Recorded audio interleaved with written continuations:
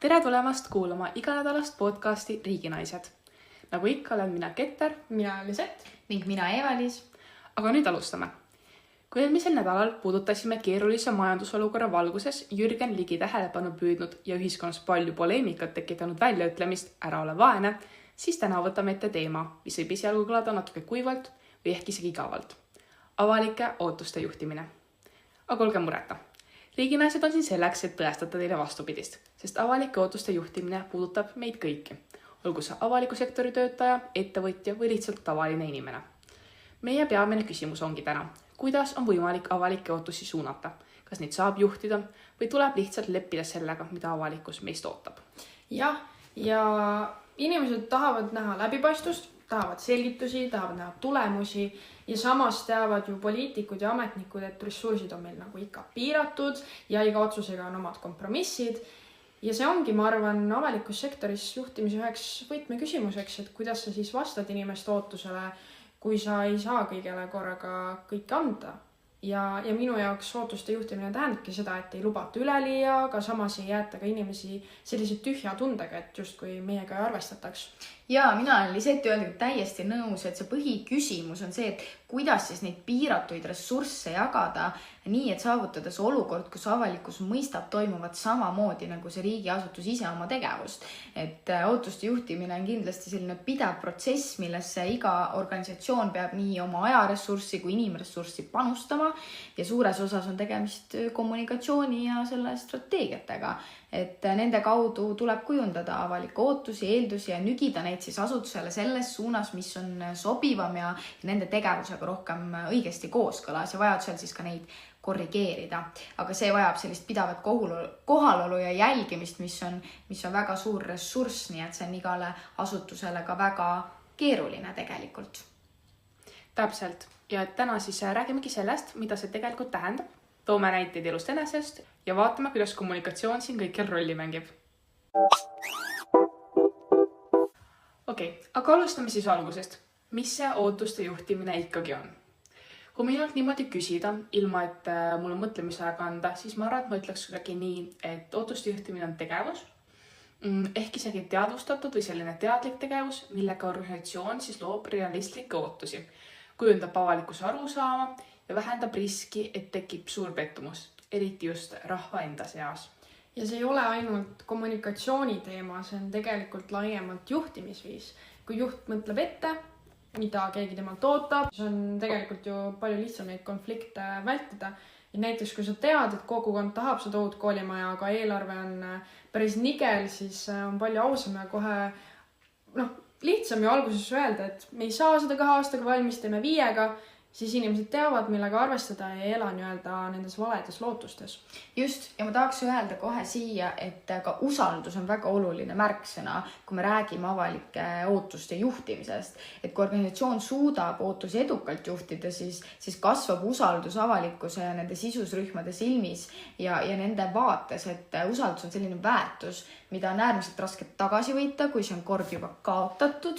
Ja sellepärast me peame mõtlema, et ka iga avaliku sektori asutus, erasektori ettevõte, vabaühendus ei saa lihtsalt lubada midagi suurt ja riskida sellega, et kui nad ebaõnnestuvad, siis levib negatiivne tagasiside lihtsalt kulutulena igale poole, et just ootuste eiramine võib mainet kahjustada aastateks ja väga kaua niimoodi, et võib-olla seda ei saagi kunagi tagasi. Ja absoluutselt. Et mulle tundubki siinkohal oluline just seda mainida, et ootuste juhtimine ei ole selline ühekorra tegevus, mida sa ühe korra teed, et nüüd aitab küll, et sai tehtud, saab linnukese kirja on ju, vaid pidev tsükkel, mis siis koosneb mitmest etapist. Esimene võib-olla kõige olulisem samm võiks olla nende ootuste kaardistamine. Et hästi oluline aru saada, mida erinevad sihtrühmad, kliendid, töötajad, investorid, kogukond ja ühesõnaga kõik sellised inimesed meilt ootavad. Et näiteks kui sa juhid kohvikut, siis kliendid ootavad kiiret teenindust ja head kohvi. Et see on justkui selline standard. Aga töötajad ise ootavad õiglast palka ja paindlikku tööaega. Ehk siis iga sihtgrupi ootused on väga erinevad ja juhina pead sa just kui seal vahel balansseerima, et kõikide ootused ja need nõuded saaksid ilusti täidetud. Ma arvan, et teine väga oluline samm on kommunikatsioon. kui ootused on kaardistatud, peab neist ka ju avatult ja ausalt rääkima ja see ei tähenda absoluutselt seda, et sa pead kõigele ja kõigile jah vastama, vaid seda, et sa pead selgitama, miks midagi ei ole võimalik ja miks tehakse teatud valikuid. Ja ma arvan, et see läbipaistvus on siin selle võtmetähtsusega, et inimesed on valmis mõistma neid keerulisi olukordi, kui neile antakse see aus pilt kogu olukorrast. Ja lisaks sellele, et selgitamine on oluline, on veel selline eriti oluline kirst tordi peal 3. samm ehk siis tegevused, mis on nende lubadustega siis ka kooskõlas. Et pole mõtet lubada midagi suurt, nagu ma enne rääkisin ka, et kui tegelikult seda ei ole plaanis teostada või seda ei saa mingil põhjusel teostada. Et näiteks kui veebilehel lubatakse, et 24/7 on klienditugi kättesaadav ja päriselus reaalsusel siis ei ole, siis see on see koht, kus tekib probleem, sest sõnad ja teod peavad ühtima. Ilma selleta on kõik eelnev vaid tühjade sõnade kõmin, mis tekitab rohkem pahandust. Ja mulle tundub, et need sammud said meil praegu väga oluliselt või väga hästi selgeks räägitud, aga et võib-olla arutaksime natuke ka sektori spetsiifikat. Et siis esimeses ehk avalikus sektoris on ootuste juhtimine tihti seotud poliitiliste lubaduste ja avalike teenuste pakkumistega. Et nagu me oleme rääkinud ka avaliku halduse tunnis, siis on neid nõudeid ja neid ootusi väga-väga palju ja seda mängimisruumi tegelikult väga ei ole seal avaliku sektori tipus olles. Et riskid on ka väga suured, kui lubatakse näiteks kiiret bürokraatia vähendamist, aga see ei toimu, siis tekib kohe kriitika ja usalduse kadu rahva poolt.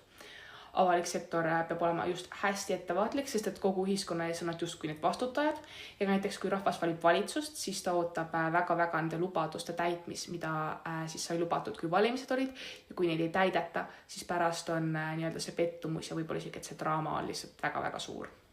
Ja kui minna selle 3. sektori juurde, siis seal see ootuste juhtimine on just eriti tundlik, sest et seal see raha, mis kasutatakse, on seotud otseselt annetajate ja vabatahtliku usaldusega. Ja kui seda annetajate raha, mis on konkreetselt mingisuguse kindla projekti jaoks antud, kasutatakse mingisuguse teise otstarbega, siis võib see kahju olla väga suur ja ma arvan, et see uute annetuste saamine muutub ju ka päris võimatuks pärast seda. Ja on olemas ka üks selline kuulus ootuste tsükkel, millest siin podcastis on ilmselt väga paslik rääkida.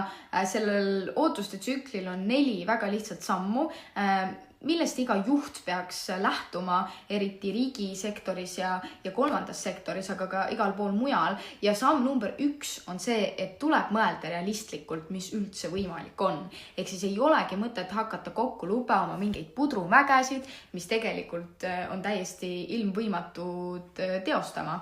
Ja teine samm on see, et räägi sellest arusaadavalt ja õigel ajal, millest sa plaanid. Ehk siis tuleb mõelda välja, kuidas sa edastad seda sõnumit, et see jõuaks päriselt ka teisele poole kohale ja teha seda õigel ajal. Ja 3. samm, kui midagi peaks ikkagi minema viltu selle plaani juures, siis tuleb väga rahulikult selgitada, miks, nagu me siin enne juba natuke ka sellest rääkisime. Et selgitamise osa, kus sa ei pea kohe hakkama ennast kaitsma ja teisi süüdistama on väga oluline. Ja 4. punkt, mis on selline kõige tähtsam veel, on see, et tuleb õppida järgmiseks korraks nendest vigadest, mis on tehtud. On ju tegelikult ongi nii, et kui neid samme ei järgita, siis need ootused lihtsalt kuhjuvad ja paisuvad.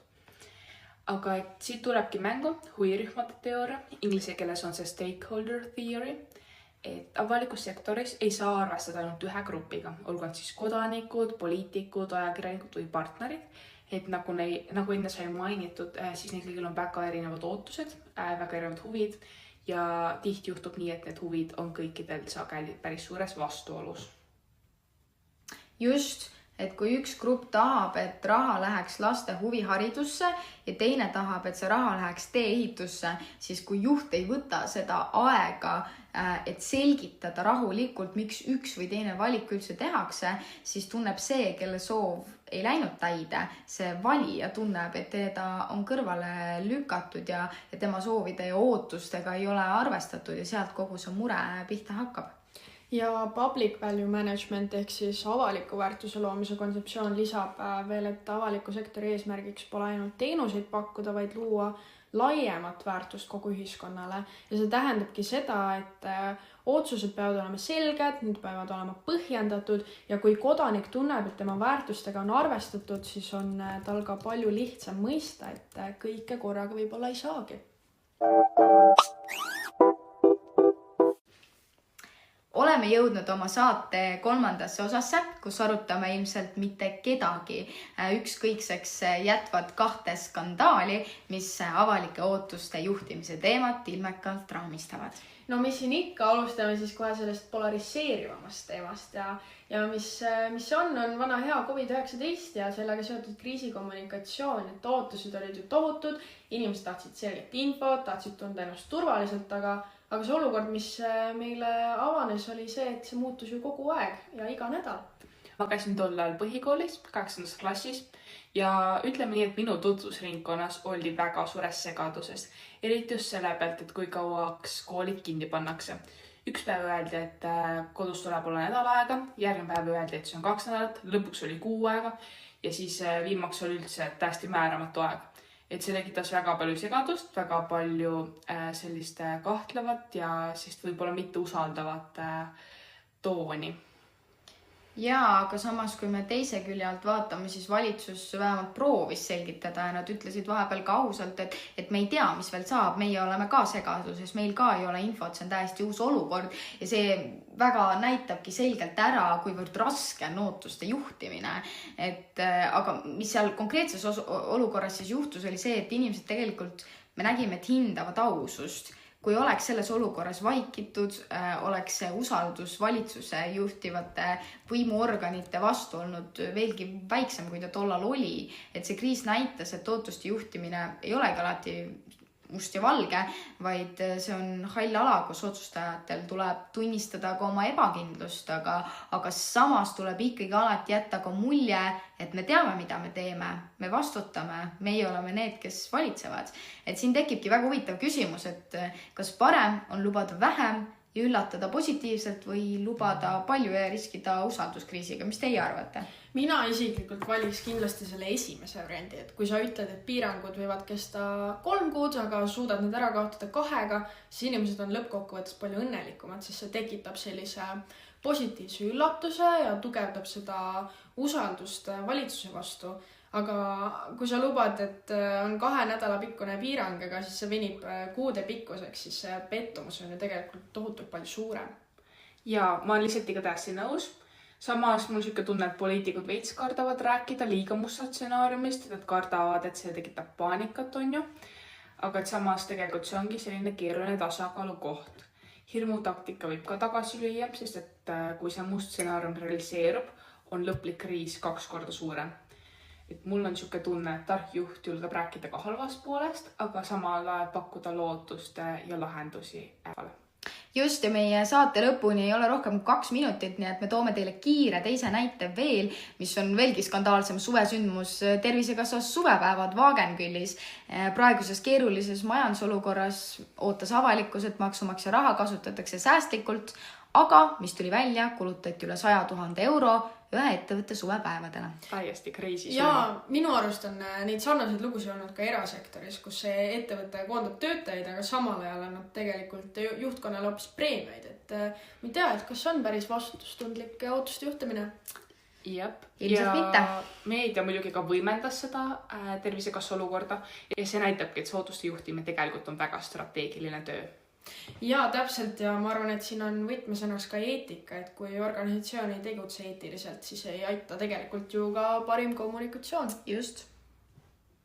Mulle tundub, et me olemegi nüüd kokkuvõttes jõudnud sellise ühe olulise järelduseni, millega me saame tegelikult ka tänase saate kokku tõmmata. Ootuste juhtimine, mis see siis on? Ootuste juhtimine on meie arutelu põhjal, ma arvan, selline pidev dialoog, mis baseerub eelkõige aususel, läbipaistvusel, vastutustundlikkusel, nagu Lisette äsja ütles, siis ka eetilisusel, et see ei ole pelgalt selline reageerimine, vaid ka selline ennetav tegevus, mis on pikaajaline, planeeritud ja strateegiline ja millega riigiasutus peab igapäevaselt tegelema. Absoluutselt. Ma arvan, ma võtaks selle kokku niimoodi, et nagu Poliitikakuru saates öeldakse, siis kui sina ei tegele poliitikaga, tegeleb poliitika sinuga, siis nii on ka ootuste juhtimisega. Et kui sa ootuseid ei juhi, siis juhivad ootused sind. See oli Riiginaised, aitäh kuulamast ja kohtume juba järgmisel kolmapäeval.